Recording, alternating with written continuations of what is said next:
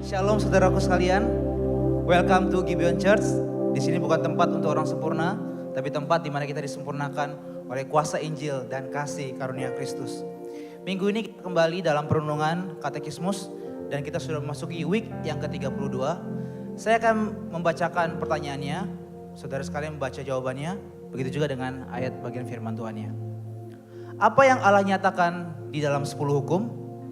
Jangan ada padamu Allah lain di hadapanku. Jangan membuat bagimu patung yang menyerupai apapun yang ada di langit di atas, atau yang ada di bawah, atau yang ada di dalam air di bawah bumi. Jangan sujud menyembah kepadanya atau beribadah kepadanya. Jangan menyebut nama Tuhan Allahmu dengan sembarangan. Tetaplah ingat dan kuduskanlah hari Sabat. Hormatilah ayahmu dan ibumu. Jangan membunuh, jangan berzina, jangan mencuri, jangan mengucapkan saksi dusta, jangan mengini mirip orang lain. Keluaran 20 ayat ketiga. Jangan ada padamu Allah lain di hadapanku. Silakan duduk saudaraku. Saudara, Allah memberikan 10 hukumnya kepada umatnya, bukan agar umatnya ini gagal, tapi karena Allah ingin umatnya dapat hidup sesuai dengan standar kekudusannya dan hidup memuliakan namanya. Hukum-hukum ini dinyatakan agar umat Allah dapat hidup mengasihi Allah dalam perjalanan kehidupan mereka. Bahkan ketika Yesus datang ke dalam dunia ini, ia merangkum 10 hukum ini dalam 2 hukum kasih. Yaitu kasihilah Tuhan Allahmu dan kasihilah sesamamu manusia. Dan Yesus sebenarnya menekankan bahwa hukum bukanlah tentang perbuatan lahiriah, melainkan tentang motivasi hati. Masalahnya 10 hukum menunjukkan keberdosaan kita, saudara. Dan kalau kita lihat sejatinya hukum ini diberikan, saudara. 10 hukum ini diberikan setelah Tuhan menyelamatkan bangsa Israel dari perbudakan Mesir. Mereka tidak diselamatkan karena mereka lebih taat. Mereka tidak diselamatkan karena mereka lebih layak dibandingkan bangsa lain. Tapi mereka diselamatkan karena kasih karunia Allah atas mereka.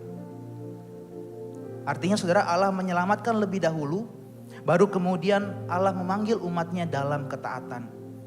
Dengan kata lain, ketaatan itu adalah sebuah respons, bukan syarat dari keselamatan.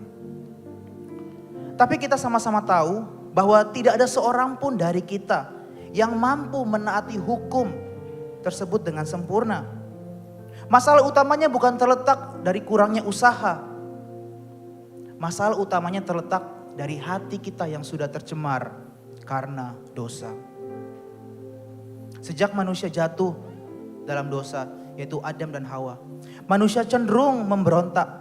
Manusia cenderung mencintai dirinya sendiri. Bahkan lebih parahnya lagi, manusia menolak Allah itu sendiri. Maka lewat 10 hukum Allah ini, Allah ingin menunjukkan ketidakmampuan kita. Dan sebenarnya ini juga menunjukkan kebutuhan kita akan Sang Juru Selamat. Dan inilah kabar baik Injil buat setiap kita hari ini. Bahwa Allah yang Maha Kudus datang kepada kita karena Dia tahu kita tidak akan mampu memenuhi hukumnya. Dia mengutus anaknya yang tunggal, yaitu Yesus Kristus, datang ke dalam dunia ini. Dia menaati hukum tersebut dengan sempurna. Dia menanggung hukuman yang seharusnya kita tanggung. Dan Dia mati di atas kayu salib. Tetapi tidak berhenti di sana. Dia bangkit, Dia naik ke surga, dan Dia memberikan kita Roh Kudus-Nya.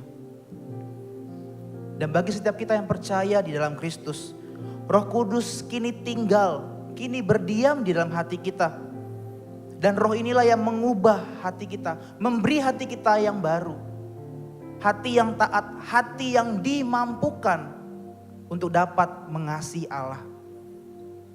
Dan ketika kasih yang datangnya dari Tuhan itu memenuhi hati kita, kita tidak lagi melihat hukum itu sebagai sebuah beban, tapi sebagai sebuah sukacita. Karena kita tahu lewat hukum itu Allah sedang membentuk kita. Allah sedang menjaga kita dalam jalan hidup yang benar di dalamnya. Dan melalui hukum itu saudaraku, Allah sedang mengajak kita untuk lebih mengenal pribadinya yang indah hari demi hari. Mari saya ajak kita semua bangkit berdiri.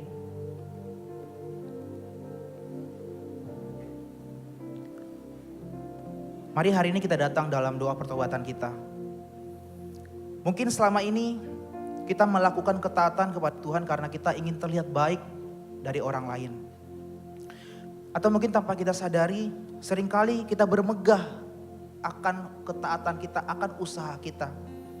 Dan kita lupa akan pengorbanan Kristus yang sudah tuntas atas setiap kita. Mari kita tundukkan kepala, kita datang secara pribadi dalam doa pertobatan.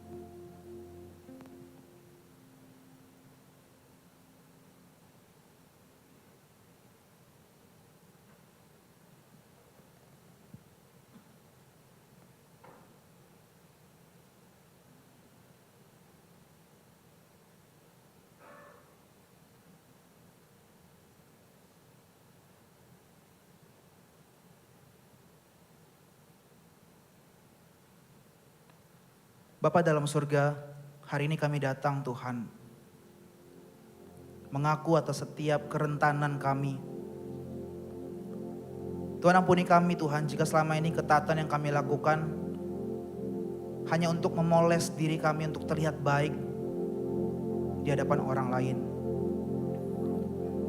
Tapi Tuhan, jauh dari lubuk hati kami tidak ada kasih yang nyata untuk Engkau Tuhan. Ampuni kami. Ampuni kami Tuhan jika selama ini kami meletakkan persandaran hidup kami kepada usaha kami. Kami lupa akan karya-Mu yang sudah tuntas bagi setiap kami di atas kayu salib. Roh Kudus, tolonglah kami, tuntunlah kami, agar hari demi hari keindahan Injil itu saja yang terus mempesona hati kami. Bukan karena usaha kami, tapi karena apa yang Kristus sudah tuntaskan bagi kami. Terima kasih Tuhan Yesus untuk pengorbanan-Mu yang luar biasa bagi kami. Di dalam nama-Mu kami berdoa dan mengucap syukur.